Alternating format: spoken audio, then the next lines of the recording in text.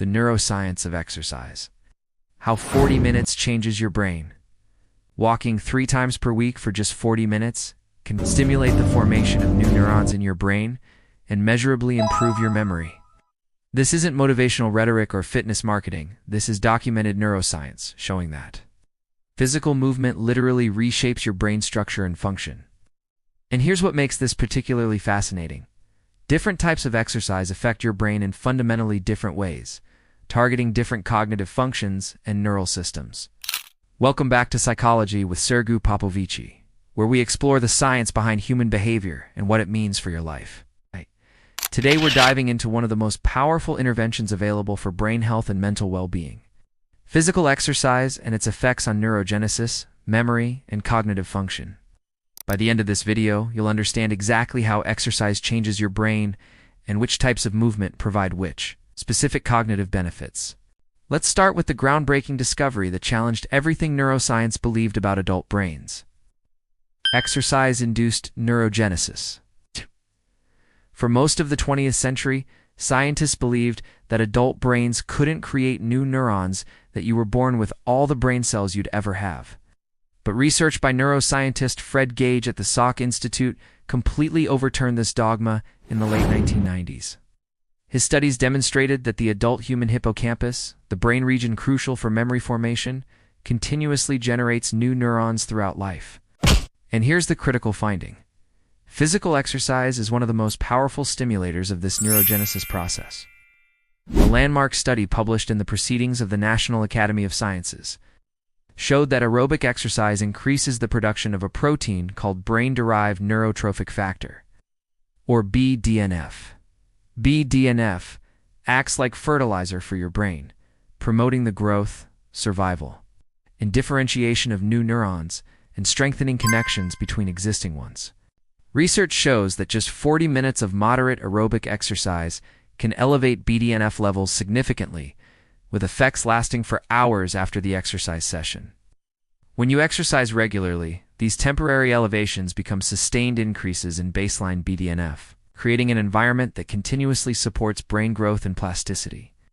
Now let's talk about the specific brain changes documented in exercise research. A study from the University of Pittsburgh followed adults aged 55 to 80 who walked 3 times per week for 40 minutes.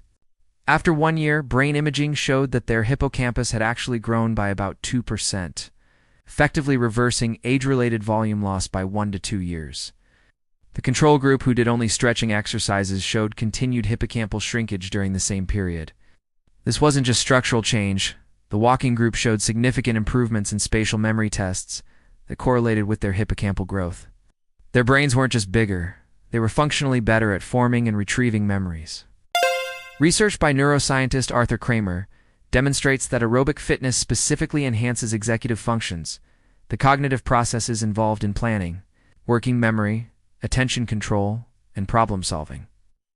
His brain imaging studies show that aerobic exercise increases both gray matter volume in the prefrontal cortex and white matter integrity in the connections between brain regions. These changes translate to measurable improvements in cognitive performance, with effects particularly pronounced in older adults but present across all age groups. Now let's examine how different types of exercise affect the brain differently, because this is where the research gets really interesting. Aerobic exercise activities like walking, running, cycling, swimming primarily benefits the hippocampus and enhances memory formation and cardiovascular brain health. The mechanism involves increased blood flow to the brain, its elevated BDNF production, and improved oxygen delivery to neural tissue. A meta-analysis of over 100 studies found that aerobic exercise consistently improves episodic memory, the type of memory for personal experiences and specific events.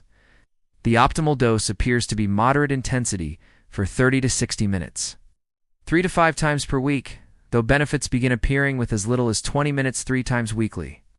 Resistance training, weightlifting, bodyweight exercises, resistance bands affects the brain through different mechanisms than aerobic exercise. Research published in the Journal of the American Geriatric Society found that resistance training particularly enhances executive function and selective attention. A study comparing resistance training to aerobic exercise found that while aerobic exercise was superior for hippocampal growth, Resistance training showed unique benefits for frontal lobe function. The mechanism involves increased production of insulin-like growth factor 1, or IGF-1, which supports cognitive function and may protect against age-related cognitive decline.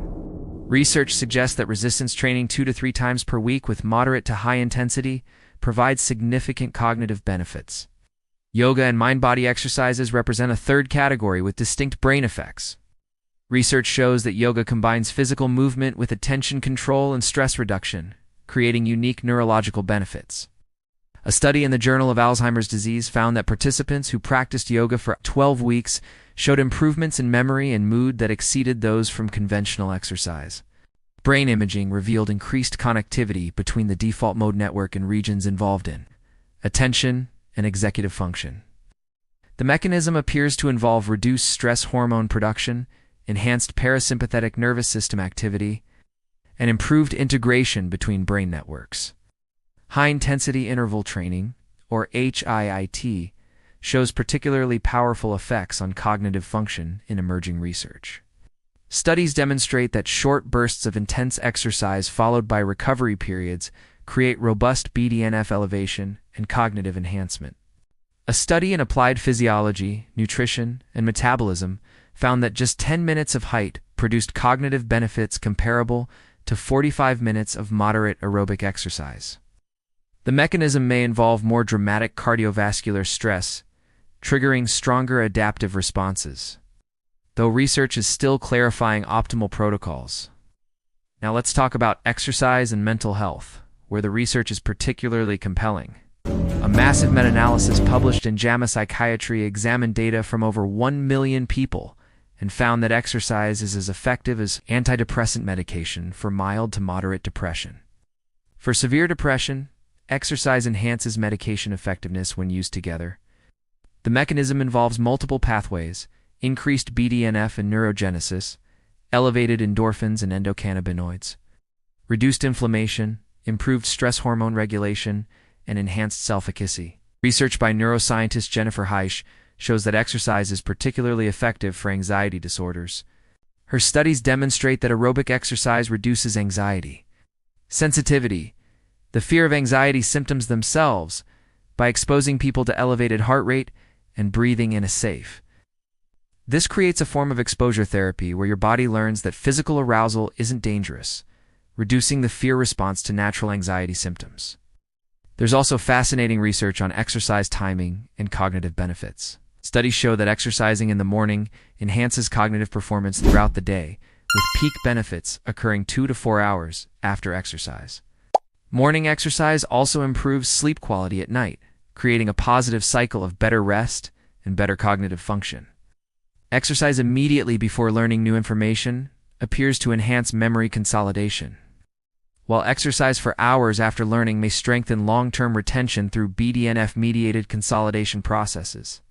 Now let's address the minimum effective dose, because many people think they need hours of exercise to see brain benefits. Research shows that neurological benefits begin with surprisingly modest amounts of physical activity. A study in Neurology Journal found that even light physical activity, gentle walking, household chores, gardening showed protective effects against cognitive decline when performed regularly.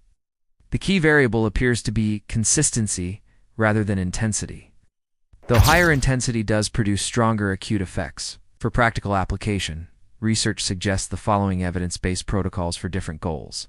For memory enhancement and hippocampal neurogenesis, moderate aerobic exercise like brisk walking for 30 to 45 minutes, 3 to 5 times weekly. For executive function and frontal lobe enhancement, resistance training with moderate to high intensity, 2 to 3 times weekly, combined with aerobic exercise. For stress reduction and emotional regulation, yoga or Tai Chi, 2 to 3 times weekly, focusing on the mind-body connection and breath work. For maximum time efficiency, high-intensity interval training, 10 to 20 minutes, 3 times weekly. Though this requires higher fitness levels and medical clearance, for depression and anxiety management, consistent moderate aerobic exercise, minimum 30 minutes most days of the week, combined with resistance training twice weekly. The research also shows that combining different exercise types provides synergistic benefits greater than any single modality. A study in Frontiers in Aging Neuroscience found that adults who engaged in both aerobic and resistance training showed greater cognitive improvements than those doing either alone. Adding mind-body practices like yoga to a routine that already includes aerobic and resistance training appears to provide additional benefits for stress management and cognitive integration.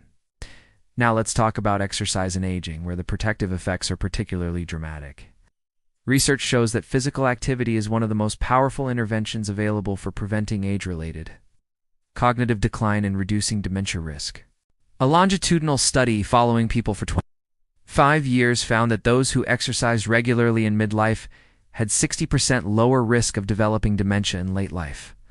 Brain imaging studies show that physically active older adults have brain volumes comparable to people decades younger, effectively slowing brain aging by 10 to 20 years.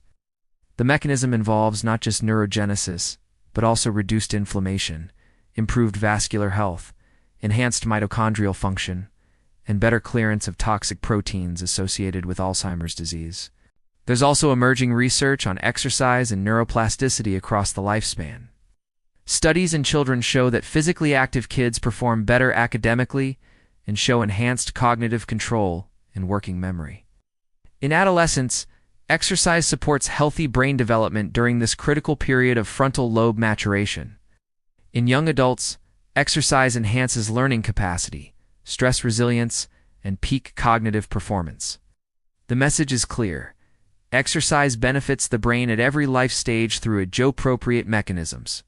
Now let's address common barriers to exercise and what the research says about overcoming them. Studies show that the most common barrier isn't time or access, but rather motivation and habit formation. Research on behavior change shows that focusing on immediate cognitive and mood benefits rather than long-term health outcomes increases exercise adherence. When you reframe exercise as taking your brain medication rather than working out for future health, the immediate cognitive sharpening and mood elevation become reinforcing. Another research-supported strategy is environmental design, making exercise the path of least resistance through strategic planning and preparation. Studies show that laying out workout clothes the night before, scheduling specific exercise times, and choosing convenient locations dramatically increases consistency. Social support also powerfully affects adherence, with research showing that exercising with others or having accountability partners doubles the likelihood of maintaining exercise habits. Before we close, I want to address something important. Exercise isn't a replacement for professional mental health treatment when needed, but it's a powerful complement. Research consistently shows that combining exercise with therapy and, when appropriate, medication produces better outcomes than any single intervention alone. If you're struggling with depression, anxiety, or other mental health challenges, adding exercise to your treatment plan enhances effectiveness, but shouldn't replace professional support. The neuroscience is unambiguous. Physical exercise is one of the most powerful tools available for brain health, cognitive function, and mental well-being. Walking 3 times weekly for 40 minutes literally grows new neurons in your brain and improves memory. This isn't aspirational, it's measurable neuroscience. Different types of exercise provide different cognitive benefits, and combining modalities creates synergistic effects. The minimum effective dose is surprisingly modest, making brain-enhancing exercise accessible even with limited time and resources. Every time you move your body with intention, you're not just burning calories or building muscle, you're actively reshaping your brain, enhancing your cognitive function, and investing in your mental health. Change your movement, change your brain, change your life. This is neuroscience. If you're struggling to establish exercise habits, dealing with motivation challenges, or want to optimize your approach for specific cognitive goals, I offer psychological consultation services in Munich, Germany. Thank you for watching Psychology with Sergey Popovici. If this video motivated you to move your body and grow your brain, please subscribe for more research-backed insights. I'll see you in the next video.